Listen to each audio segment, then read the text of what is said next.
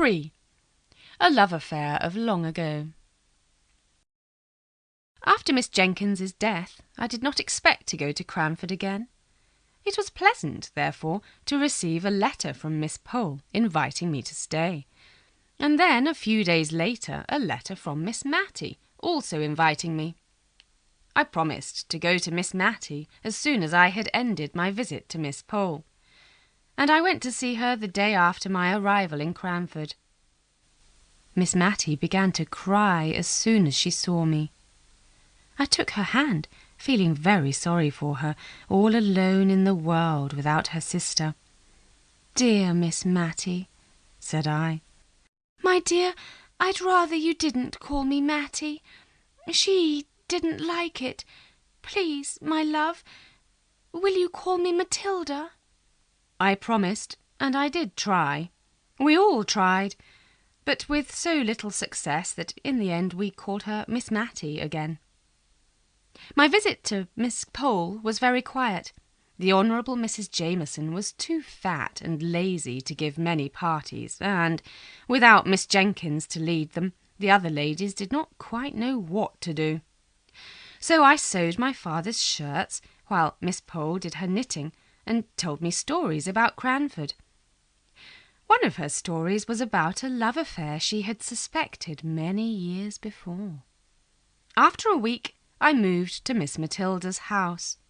How anxious she was about everything. "Is your room all right, dear?" she said worriedly as I unpacked. "The fire's not very bright. My sister used to arrange things so well. She could train a servant in a week, but Fanny's been with me for 4 months. Maidservants were always a problem to the ladies of Cranford, and specially to poor Miss Matilda. There were not many gentlemen in the town, as I have said, but the number of handsome young working men was alarming.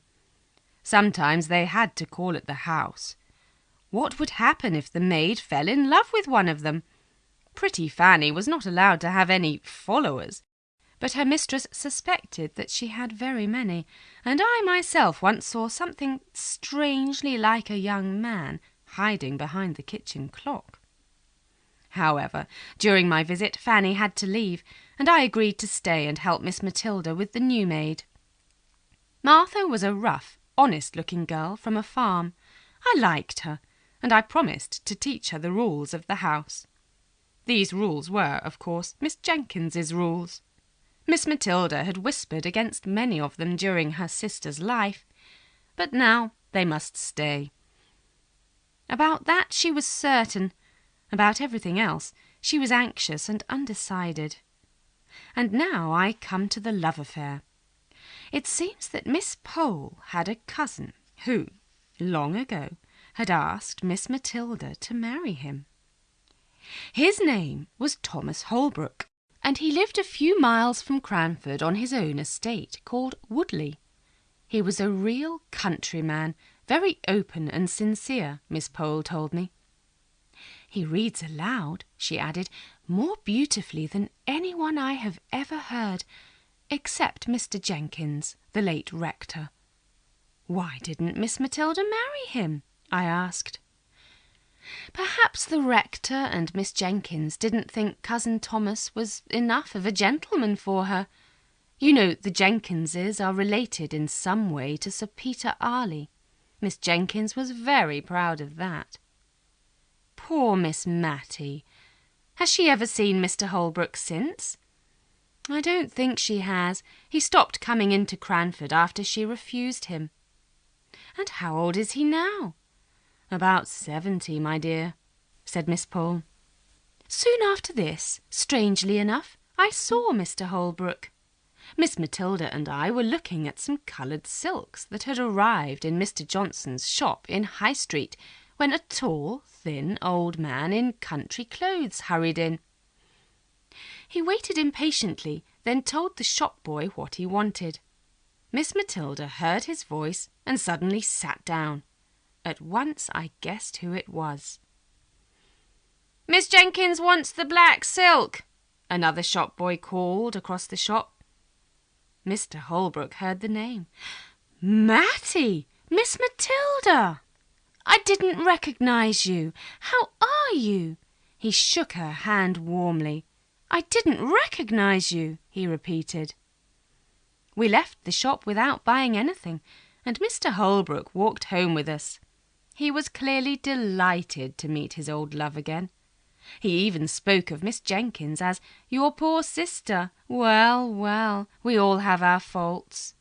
And he said as he left us that he hoped to see Miss Matty again soon. She went straight to her room. When she came down at tea time, I saw that she had been crying. A few days later a note came from Mr. Holbrook. It was now June. Would Miss Matty and I like to come out to Woodley for a day? He asked. He had also invited his cousin Miss Pole, so the three of us could ride in the same carriage. At first Miss Matty refused to accept. Then, when we finally persuaded her, she went back to the shop and chose a new bonnet for the visit. It was clear that she had never been to Woodley before. She trembled as we drove there, and I could see that she was thinking about the past. Towards the end of the journey, she sat very straight and looked sadly out of the carriage windows. The house itself stood among fields, and there was an old garden full of roses and little fruit trees. "It's very pretty," whispered Miss Matty, as Mr. Holbrook appeared at the door, smiling warmly. The day passed very happily. We sat and talked in a nice untidy room filled with books. I asked to look at the garden, and this pleased the old gentleman. His housekeeper gave us dinner in a kind of kitchen, and later I walked with him across his fields. Then, when we came back to the house, he offered to read us some new poems by Mr. Tennyson. "Yes, please do, Cousin Thomas," said Miss Pole. I thought this was because she wanted me to hear his beautiful reading. Afterwards, though, she said it was because she had wanted to go on with her knitting. Whatever Mr. Holbrook did was agreeable to Miss Matty. She fell asleep soon after he began a long poem called Locksley Hall, but she woke up when his voice stopped. "How pretty," she said quickly. "Pretty, madam? It's beautiful." The poem was about lost love, but Miss Matty had not heard it. "Oh, yes, I meant beautiful," she apologised. "It's so like that beautiful poem by Dr. Johnson that my sister used to read. I forget the name of it." "Which poem do you mean, madam? What was it about?" "I don't remember what it was about, but it was by Dr. Johnson, and it was very beautiful." As we got into the carriage to return to Cranford, Miss Holbrook promised to call on us soon. This seemed to please Miss Matty, although as soon as we had left Woodley, she began to worry about Martha. Had the girl had a follower while we were absent? However, there was no sign of a follower as Martha came to help us out of the carriage. She always took good care of Miss Matty, and tonight she said, "Eh, dear madam, you shouldn't go out in the evening in such a thin shawl. You'll catch cold, and at your age, madam, you should be careful." "My age?" said Miss Matty, speaking almost crossly. "My age? Why, Martha, how old do you think I am?" "Well, madam, I'd say you were getting close to 60. But I didn't mean any harm." "Martha, I'm not yet 52, said Miss Matty. Today's visit had reminded her of the past, and I think she did not want to remember how long ago it was. Miss Matty said nothing to me, then or ever, about Mr. Holbrook, but by careful watching I saw that she still loved him. She now wore her best cap every day and sat near the window to see down into the street. He came. He asked politely about our journey home from Woodley. Then suddenly he got up. "Well, madam," he said to Miss Matilda, "can I bring you anything from Paris? I'm going there in a week or two." "To Paris?" "Yes, I've always wished to see it. Oh dear, I almost forgot. here are the poems you liked at my house." He pulled a small packet from his coat pocket and gave it to her. "Goodbye, Mattie," he said. "Take care of yourself." He had gone. But he had given her a book, and he had called her Mattie, just as he used to 30 years ago. Soon after this I left Cranford, ordering Martha to take good care of her mistress, and to write to me if anything was wrong. In November she sent me a note to say that Miss Matilda was very low and not eating her food, so I went back. Miss Mattie certainly looked white and miserable. I called on Miss Pole next morning and learnt that Thomas Holbrook was seriously ill. The journey to Paris had been too much for him. Ah, so that was why Miss Mattie was miserable. "I must come back with you, my dear," said Miss Pole, "because I promised to give Miss Mattie the latest report on Cousin Thomas. I'm sorry to say his housekeeper has informed me that he'll not live much longer." I took Miss Pole into Miss Mattie's little drawing-room and left the two ladies alone. Miss Mattie did not come down to dinner, but that evening she talked to me about her girlhood.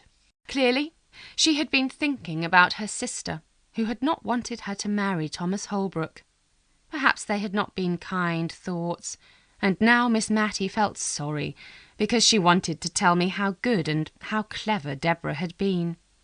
She and her mother had taught cooking and sewing to poor girls, and she had once danced with a lord, and she used to go to Arley Hall, where they kept 30 servants. Deborah had also nursed her through a long illness. That illness, I decided, had followed Miss Mattie's refusal of Mr. Holbrook. The next day, Miss Pole came to say that Mr. Holbrook was dead. Miss Mattie trembled and could not speak. She remained silent all that evening. Then she called the maid. "Martha," she said at last, "you are young." Martha curtsied. "Yes, madam, 22. "I did say that you must not have any followers, but perhaps, Martha, you will one day meet a young man whom you like and who likes you. If you do, and if I decide that he is respectable, he may come to see you once a week." Miss Mattie was surprised, very surprised, by Martha's ready answer. "Please, madam, there's Jem Hearn, madam. He earns 3 and 6pence a day, and he's 6 feet tall, and he'll be glad to come to-morrow night."